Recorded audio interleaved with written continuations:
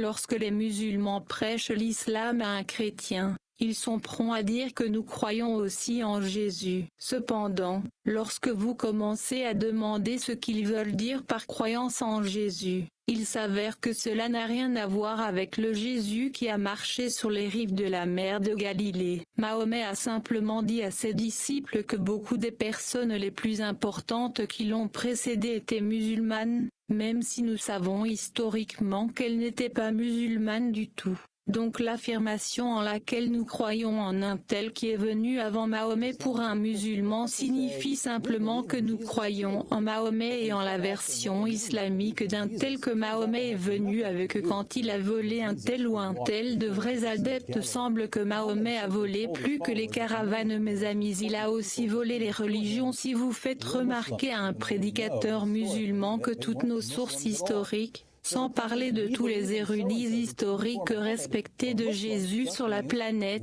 rejettent la vision islamique de Jésus, vous êtes sûr d'obtenir une réponse réfléchie et soigneusement documentée. Oui, je dis réponse réfléchie, soigneusement documentée. Je voulais dire que vous êtes sûr d'obtenir une théorie du complot extravagante. Pourquoi toute l'histoire contredit-elle la vision islamique de Jésus? Parce que quelqu'un a corrompu toute l'histoire qu'il a corrompu. Si vous parlez à un musulman qui ne connaît absolument rien à l'histoire, vous entendrez quelque chose sur le concile de Nicée au IVe siècle. Mais si vous parlez à un musulman qui sait quoi que ce soit sur l'histoire, il saura que la résurrection de la mort de Jésus et la divinité peuvent toutes être retracées au 1er siècle.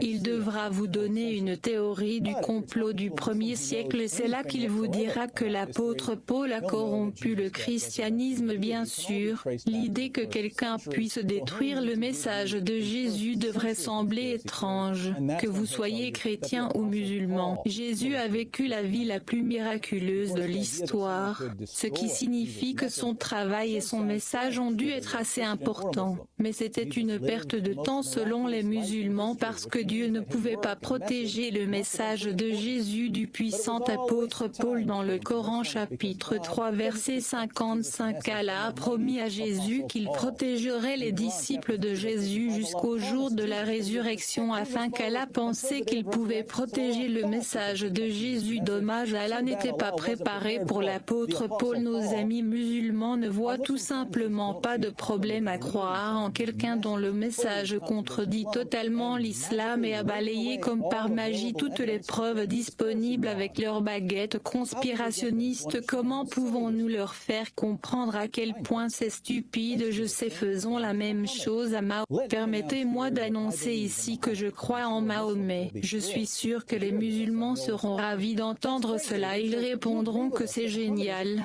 David, alors vous êtes d'accord avec nous que Mahomet était un prophète d'Allah? Non. Vous voyez, le Mahomet auquel vous croyez musulman est une corruption. Je crois au vrai Mahomet qui était un fervent chrétien. Il était convaincu que Dieu est une trinité et que Jésus est le Fils divin qui est entré dans la création et mort sur la croix pour les péchés et est ressuscité des morts. Maintenant, vous vous demandez peut-être si Mahomet était un chrétien pieux. Pourquoi les sources les plus fiables de l'islam disent-elles qu'il a prêché l'islam et prétendu être un prophète? Je suis content que vous m'ayez demandé ce qui s'est passé. Avant l'époque de Mahomet, la plupart des chrétiens d'Arabie étaient hérétiques et corrompus. Mahomet est venu pour restaurer la vraie foi en Jésus-Christ. Il a passé toute sa vie, disant aux gens de se détourner de leurs péchés pour accepter Jésus comme leur Seigneur et Sauveur et de croire que Dieu est un en essence mais trois en personne, Père, Fils et Saint-Esprit. Beaucoup de païens se sont convertis au christianisme sous la puissante prédication de Mahomet avant sa mort.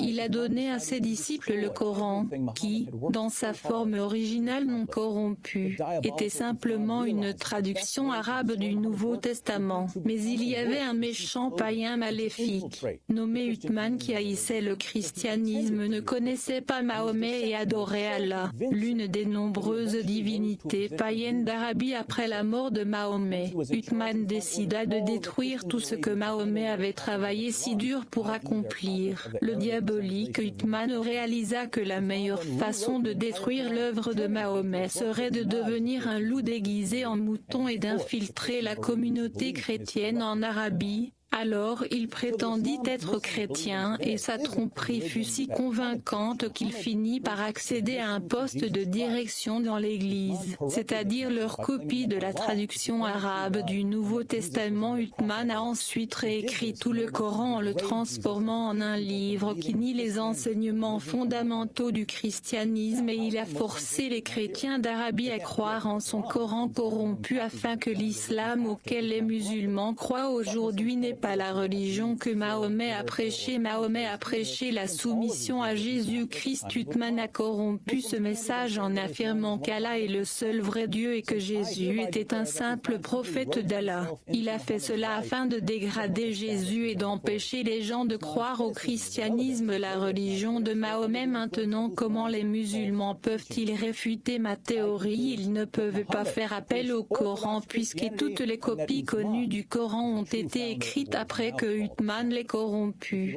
Mais les musulmans ne peuvent pas non plus faire appel à la littérature ou aux commentaires de la sourate hadith puisque tous ceux-ci ont été écrits après l'époque de Uthman. Les musulmans ne peuvent même pas dire que Uthman était l'un des compagnons de Mahomet puisque je déclare par la présente que Uthman s'est simplement inscrit dans la vie de Mahomet pour aider à établir sa propre autorité. Même choisir des versets du Coran et des passages du hadith pour soutenir mes affirmations comme le font les apologistes musulmans avec la Bible. En fait, si des musulmans veulent débattre de ma théorie, je serais heureux de défendre mon affirmation selon laquelle Mahomet était un chrétien pieux. Je ne manquerai pas de compter sur les méthodes de Zakir Naik, Ahmed de Daesh, Abir Ali pour soutenir mon cas. Quelle meilleure façon de tordre et déformer l'histoire qu'en utilisant les méthodes que les débatteurs musulmans utilisent pour déformer l'histoire de Jésus. La seule réponse possible ici des musulmans est qu'il est stupide et irrationnel de rejeter les faits de l'histoire en disant que quelqu'un a corrompu toutes les preuves. Mais les musulmans ne peuvent pas dire cela parce que c'est exactement ce qu'ils font avec Jésus. Les faits de l'histoire nous disent que Jésus n'était pas musulman. Donc les faits de l'histoire a dû être changés. Bien, les faits de l'histoire nous disent que Mahomet n'était pas chrétien. Donc les faits de l'histoire ont dû être changés. Répandre le mot chrétien. Mahomet était un chrétien pieux dont la vie et les enseignements ont été corrompus par Uthman. Il n'y a absolument rien que les musulmans puissent dire ou faire pour prouver le contraire. Tout cela vous semble-t-il ridicule, mes amis musulmans? Maintenant vous savez comment c'est que nous ressentons.